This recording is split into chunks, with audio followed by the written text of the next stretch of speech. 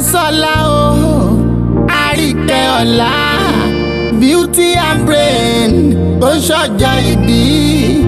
Congratulations o, kí wọ́n máa pòfo. Ó yá ẹ kúrò lọ́nà ẹ jẹ́ kó kọjá. Tòrórí adé ni èèrà ò gbọ́dọ̀ rìn. Ẹni rẹ̀ sani kò gbọ́dọ̀ mọ̀ níra o.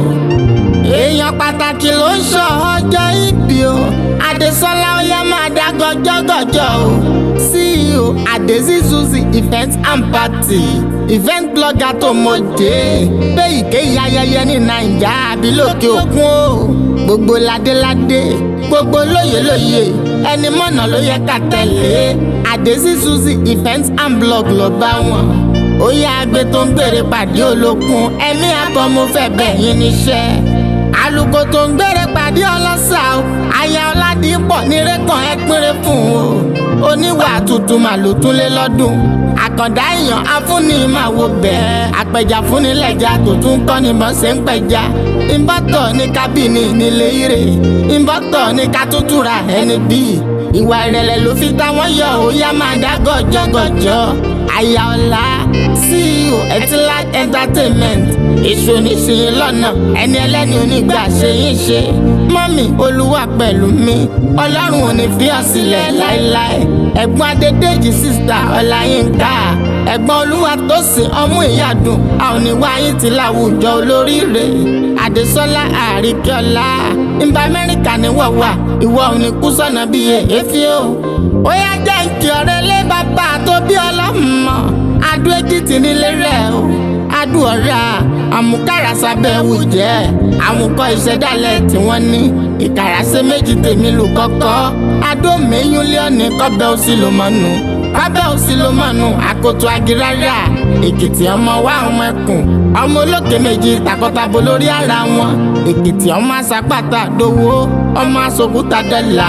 Níyàn bá mọ bí ń tin bí ó jẹ kúrọ́ lọ fún wọn lẹ́kìtì. Torí Èkìtì ò fẹ́ràn kàbíyàn. Ẹ̀yin lọmọ ẹlẹ́kùlẹ̀ Adéwúré. Ọmọ alágógó àjìlú gbìnrín-gbìnrín. Aya Ọlá nílùú Ọ̀wọ̀. Dẹ́tùkì ọ̀rẹ́ ilé ọkọ rẹ̀. Aya ọlọ́wọ́ ọmọdé. Ọlọ́wọ́ wọn kì í jẹun ẹdùn. Ìbẹ́dùn ló ṣe bàbá wọn lórí. Igi àlùmí ọmọ ìyọ̀ká. Eégún àlùmí ìyàn dùn ọkà ló ní kókó. Ìyàn àbára funfun nínú oko. Ọkà àbára pàìpàì. Ọ̀wọ̀ lọ́mọ abirùn náà lẹ́ nígbàlẹ̀. Bàbá yín bá sọ gbòdìlé wọn sọ gbẹ̀dì ìgboro. Ẹ̀yin lọmọ ẹranko tí ń bọ́dẹ ẹ̀mújẹ.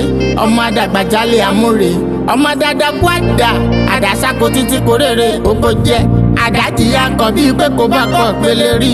Àdá tó kò dé àdásùn pọ̀nrán gandan. Adénú gbẹ̀dẹ̀rìn adénú lédèlẹ́ni o. Adezzy Suzzy àríkẹ́ ọlá.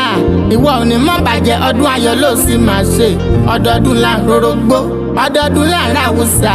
Ọdọọdún là ń rọmọbí lórí àtẹ̀dẹ́dẹ́ ni. Ìwọ ń tọ́jú ìyá rẹ̀. Dáadáa ni kí wọ́n dẹ̀ jẹ́ wọ́n mọ̀ o. Ìwọ ń tọ́jú ẹbí. Ọlọ́run ò ní ṣe ọ́ níwọ nìkan ṣó. Transformer tó ń tọ́nà fọ̀gọ̀rọ̀ èèyàn. Báyé ń gbógun bọ́tà halẹ̀ lórí asán.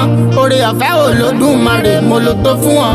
Torí kàkà kọ́ mo lórí ojú sí kòtò. Mọ̀nàmọ́ná àṣìṣe ìmọ̀lẹ̀ ọmọ olóore o. Abẹ́rẹ́ ti lọ́kọ̀nà okùn ó tó dì. Ọ̀nà onídìmọ̀ o olóríire. Àwọn àbúrò rẹ̀ náà ní súré fún ọ. Ìyá tó bí ọlọ́mọ nígbà ọdún kan ni o. Wọ́n ní ìgbà yìí á tù ọ́ lára o.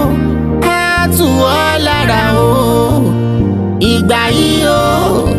Àsìkò yìí o. Á tù ọ́ lára o.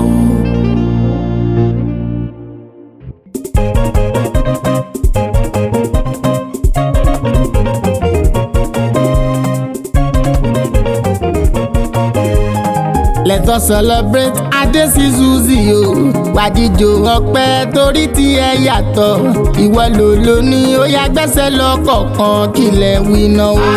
Happy birthday. Ẹ̀gbọ́n sókè. Congratulations. Ọlọ́jọ́ ìbí o. Celebration. Na. Jubilation. Àríkẹ́ ọlá oníwà tútù ni ẹni ayé ń fẹ́ irú rẹ̀ ṣọ̀wọ́n. Afẹ́nifẹ́re ló ń ṣọjọ́ ìbí.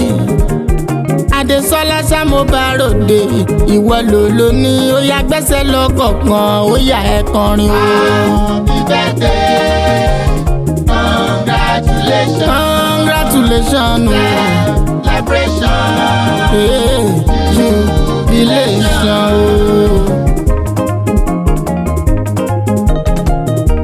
Ẹ bá mi kí o, ẹ bá mi kí ọ lọ́jọ́ ìbí òní, ẹ̀mí rẹ̀ á sọ̀pọ̀ ọdún láyé. Àríkí ọlá tí ẹ yàtọ̀ ẹni rere. Ó ń tọ́jú ilé, ó ń tọ́jú ẹbí, ó ń tọ́jú ara. Ọlọ́jọ́ ìbí mo ní ìwọ ò ní ṣánkú, ọlá rẹ kò ní relẹ̀ láéláé. Mo kí ọ òmù jójó, you are so special, ọlọ́pọlọ pípé. Àkàndá Elédùà ìwọ̀sá lọ́lọ́dún. Àdúrà táwa ń gbà ni pé ìwọ má ṣe kágbá kó wá gbélé ayé pẹ́. We say happy birthday gbọdún ọdún kan o.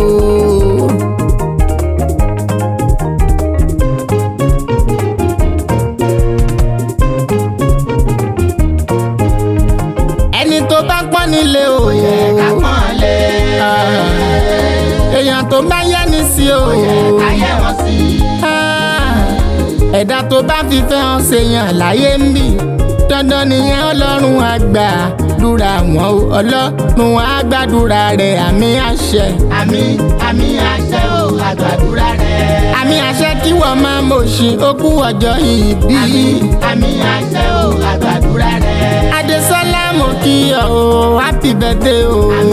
Àmì àṣẹ o, àgbàdúrà rẹ̀. Bí wọ́n bá ṣe ń lù ú o ni a máa dùn. Àmì àṣẹ o, àgbàdúrà rẹ̀. Àbámọ̀ kéré ó tóbi o, kò ní jẹ́ tirẹ̀. Àmì àṣẹ o, àgbàdúrà rẹ̀. Your siblings and your mom wọ́n ní nkìyọ o.